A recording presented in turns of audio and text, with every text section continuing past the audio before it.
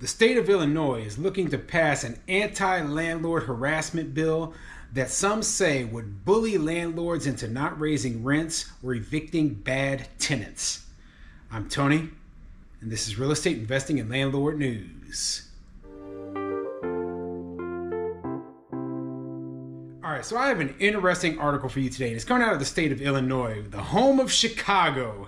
Now, obviously, this is going to be a more left-leaning anti-landlord place than other places in the Midwest. But, surprisingly enough, Illinois is not one of the worst places in the country to be a landlord. I mean, I really don't think that they are that bad in terms of compared to other major cities in the U.S. They're probably one of the better ones to be, state-wise and city-wise to be a landlord in the U.S. when you're talking about really, really big cities. But keeping that in mind, it still isn't the kind of place where I personally would invest, because you start seeing stuff like this. And one of the proposals that they're throwing out there right now is this anti-harassment bill that basically would punish landlords for supposedly harassing tenants. Now, who defines what harassment is? Obviously, it's going to be tenants claiming that everything a landlord does is harassment. And you know what? If a landlord harasses a tenant, there's penalties to pay, and that's what the problem is, right? Because a lot of tenants, out of just being vindictive or being bitter, they think that things that aren't harassment truly are, okay? And that creates a huge issue, because then it's one person's word against another's. And whose side do they take in most of these cases? They take the tenant's side. They're like, oh, well, the only reason you rose rent was because you were harassing the tenant. No, I rose rent because my bills went up. And rather than taking your word for it, now you have to go and prove this sort of thing to a court just to increase your rents. That's how ridiculous this is, okay? Having to prove the reasons why you're going to raise rent or why you need to remove a tenant to a court rather than just being able to do it. So it creates another additional layer of bureaucracy. It gives tenants even more power. It disempowers landlords, takes away people's property rights. It basically is a combination of a whole bunch of the garbage that I can't stand. Okay, so before I get into the article, go ahead, hit the like, subscribe button, maybe leave a comment down below and let me know what you think. Has a tenant ever claimed that you harassed them? Okay, now keep in mind, a landlord, and this is something tenants might not understand, you didn't pay the rent, and the landlord calls to ask you to pay the rent. That's not harassment. That is not harassment. That is the landlord asking you to fulfill the obligations that you agreed to when you sign that contract, right? That isn't harassment, okay? A landlord raising rent on you after you made a complaint at some point, right? That isn't harassment either. You have no clue why the landlord chose to raise the rent. They didn't choose to raise the rent to punish you. Remember, a lot of landlords raise the rent every single year. Some landlords, they need to make a rent increase, for a multitude of reasons. Yet that isn't harassment. Yet who knows what this law is going to say? It's going to say, hey, well, any action that you take towards the tenant we deem it as harassment. Any action other than just allowing them to stay, never evicting them, never questioning them in any way, and so, yeah, I don't agree with this garbage, this nonsense. So let me get into the article. We can get into the details, see what it says. This article is coming from thecentersquare.com, and it says, legislators worry the bill will drive out small landlords and cause tenants more harm. Yeah, because when they pass bills like this, they're like, oh, we're going to help the tenants. It actually hurts the tenants because, you know what? A lot of landlords are going to say, we're not going to deal with this. We're getting out of business. So, you know what? That means there's less affordable housing, less housing available for everybody, and it makes it more difficult for the tenants in general. So anyway, let's get into the article and see what it says. A measure that seeks to help tenants in Illinois who face retaliation from landlords if the tenant complains about living conditions is back to the House for concurrence. House Bill 4768 narrowly passed the House last month. It was amended in the Senate and passed Wednesday. Republicans say the bill will allow tenants to bully landlords into not raising rents or evicting bad tenants. State Senator Andrew Chesney, a Republican from Freeport, said policies like this make affordable housing impossible for Illinoisans. Yeah, and I agree with him. Okay, they're making affordable housing very difficult to provide when it comes to, like the landlords, because they have to cover their costs. They have to cover the fact that they're going to have to deal with this nonsense. And you know what? As I've said about many laws, they punish good landlords, right? And they benefit bad tenants. And that's exactly what this law is doing right there.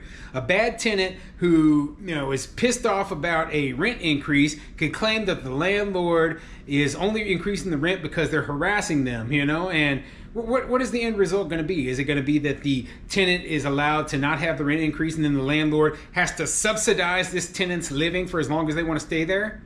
So the landlord has to take a loss every single month because, the tenant otherwise gets to claim harassment, and then the landlord has to face whatever punishment that the government doles out to them. That's what it sounds like to me. Now we're going to go after the landlords, the big bad landlords that are doing all these awful things, said Chesney. If they are doing awful things, we want them to be penalized through the law. But that's not what this bill does. What this bill does is, if someone, a tenant, complains to the landlord and the landlord fixes it, it opens the landlord up to litigation. They, landlords, could be open to litigation if he or she doesn't renew the lease or raise their tenant's rent. This is all to bully landlords into not raising rents. Ultimately, who pays for this are all the people we represent who are of modest means. Republicans argued that landlords' increased costs from litigation or the inability to raise rents will ultimately cause tenants to suffer and pick up added costs the landlords incur.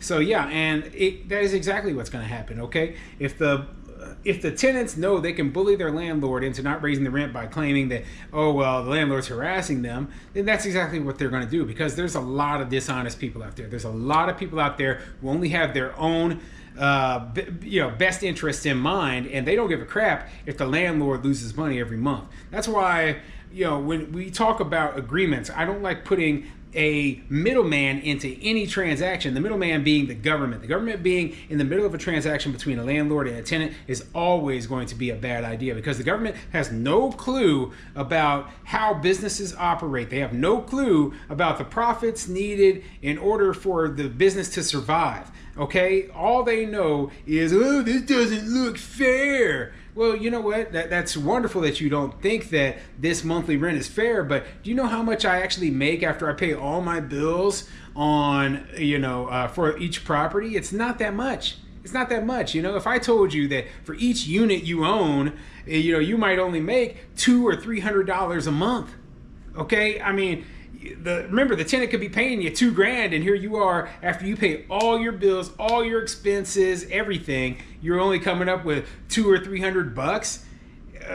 That's not nearly what you would think. You would think, like the tenants, they think that the landlord, they collect every single penny of the rent, and that all goes into their pocket. And that's idiocy, because they have no clue about anything. And even when you explain it to them, they still don't understand. They think that, you're full of crap, you're full of garbage. That's not the truth.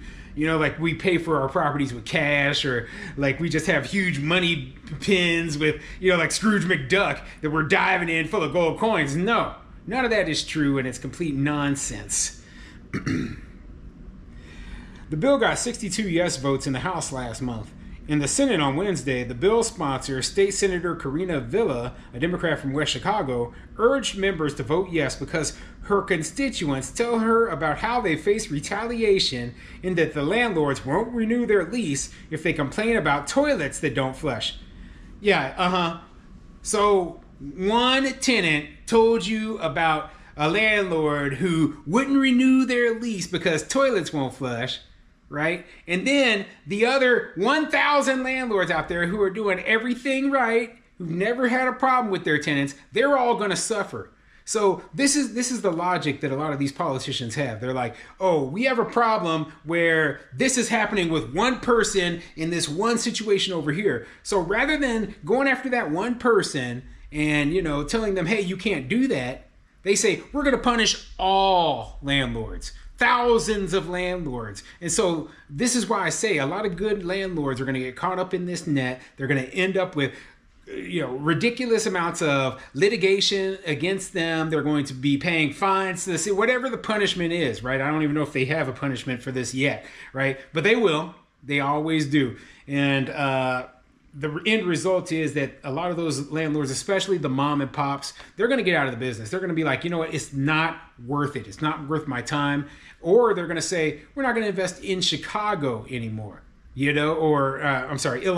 This is because this is an Illinois state law. We're not going to invest in Illinois anymore. We're not going to stop being landlords. We're going to go to some other state, some other place where we're treated better, and we're going to invest our money there. And those places, and they're going to have plenty of out-of-state investment. They're going to have plenty of new construction, and eventually they're going to surpass states like Illinois, which are overtaxed, overregulated, and they treat property owners like garbage.